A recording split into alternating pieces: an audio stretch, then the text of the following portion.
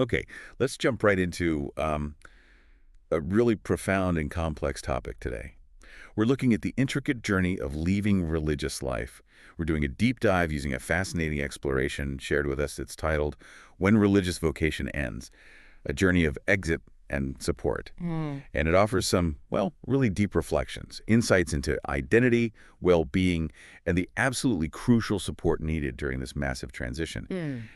Our mission here really is to try and grasp the scale of the challenges, what people face making this huge change, and just as importantly, understand the role communities, the wider church, maybe all of us, play in supporting them. Get ready for some insights that might surprise you, especially around identity, how deep that impact goes, Mm. and the specific kinds of support highlighted. Maybe not what you'd expect. Yeah, and the source, it points out right away that, entering religious life, it's typically this moment filled with immense joy, hope, a real calling to serve. But the reality is, like any path in life, it doesn't always unfold exactly as you first imagined. Sometimes, maybe after years of dedication, someone realizes, well, their journey now lies outside consecrated life. And as this exploration notes that moment, that discernment, it's deeply testing, not just for the individual, but for their community too. Okay, let's unpack that a bit. The source highlights the initial commitment as, well, profound, Yeah. transformative, rooted in wanting to serve through faith. But like you said, it immediately faces this reality.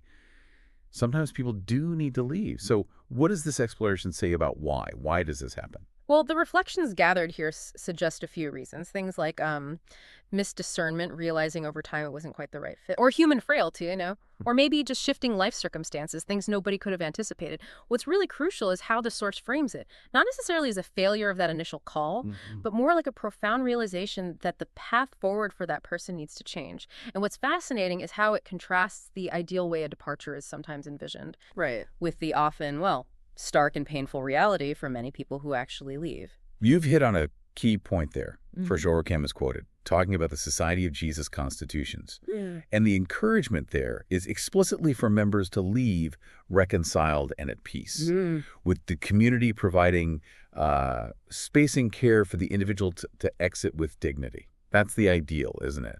But this exploration makes it really clear that, tragically, that isn't always the lived experience.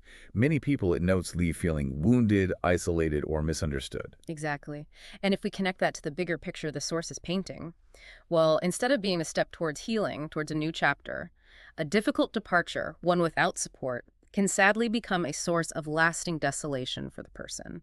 It can even, and the source warns about this, open individuals up to vulnerability and abuse precisely because they're in such a fragile state. Mm. Which raises this really important question the source grapples with. What makes this transition so incredibly complex, so potentially devastating? Yeah, the source doesn't pull any punches on this.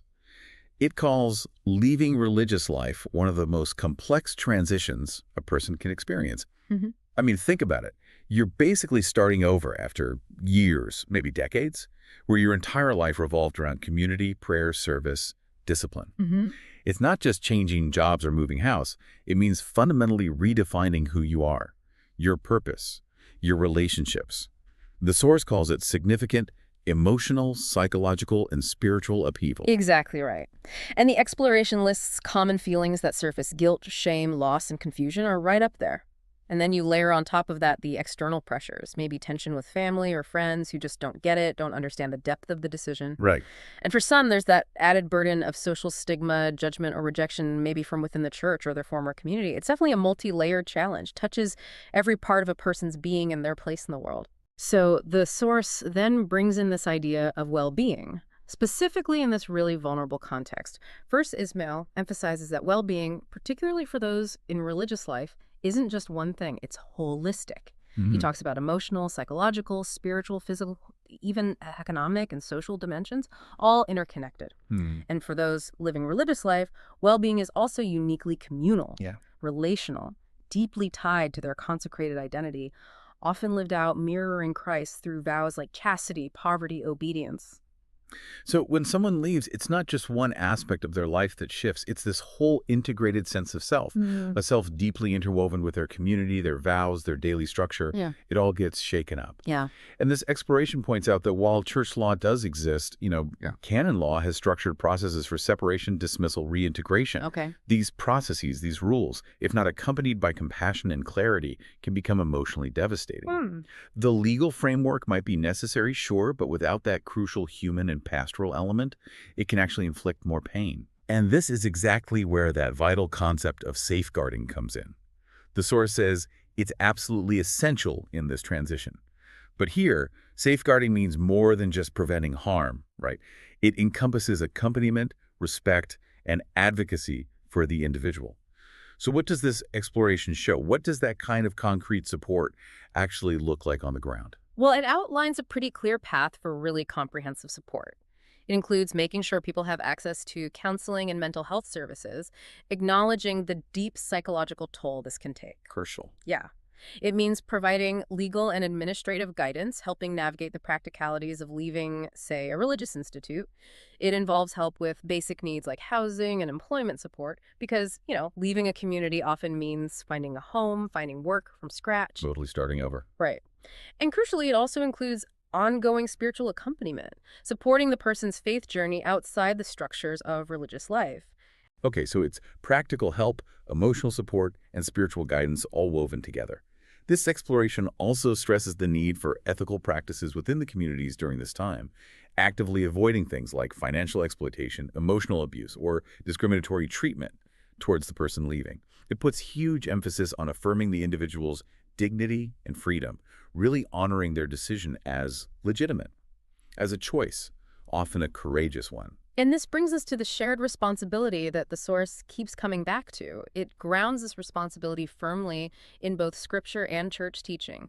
It explicitly points to foundational Christian principles. Matthew 7.1, the golden rule, do to others. You on to others. Yeah. Exactly. James 1.27, about caring for the vulnerable. Even Psalm 121, talking about the Lord watching over going out and coming in. These aren't just presented as nice ideas. They're framed as the very backbone of how a Christian community should respond when someone's navigating this kind of major life shift. And that links directly, the exploration argues, to needing a real cultural shift within religious communities themselves.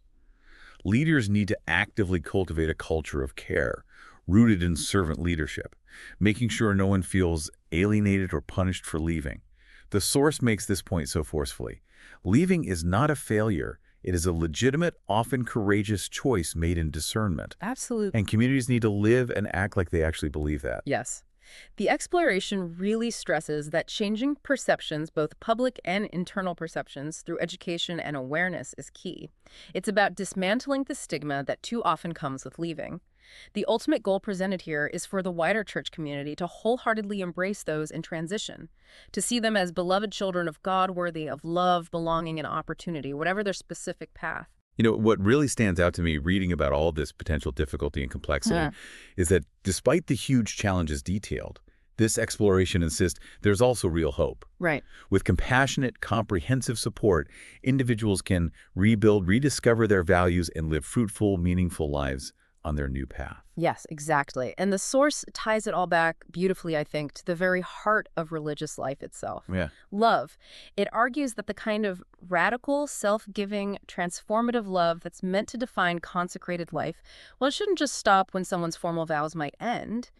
That love, that care should absolutely extend beyond those structural ties. It should continue to accompany those who, through prayerful discernment, find their call now leads them outside the community. So fostering these communities of well-being, actively providing safeguarding, showing profound compassion.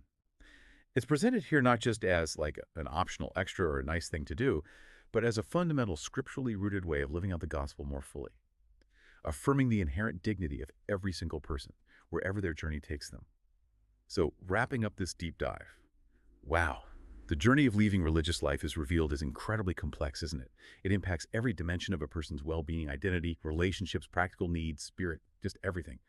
And this exploration makes such a powerful case that the church, religious communities, they carry a deep responsibility here, one rooted explicitly in church law, yes, but maybe even more profoundly in Scripture, in that core call to love, a responsibility to provide compassionate and practical support during what's often a very difficult, even painful transition. It really boils down to ensuring that a decision, one made in conscience and discernment, is met with accompaniment, with genuine respect, not with isolation or judgment or stigma. The process of leaving, ideally, should be something that facilitates healing and growth, not something that inflicts more pain or desolation. Right. And ultimately, the source suggests something quite powerful, Hmm. that by supporting those who leave with this kind of intentional love and care, communities aren't just, helping individuals through a crisis. They are actually living out the very heart of Christ's mission, a mission defined by radical love, by inclusion, by affirming every person's dignity no matter their path. Which really leaves us with an important question, doesn't it? Something for you, the listener, to consider as you reflect on all this. If religious life is fundamentally about responding to God's call through a life defined by love, how does extending that same radical love and support to those who transition out challenge and maybe even deepen our collective understanding of belonging, of fidelity, of what community truly means within faith itself?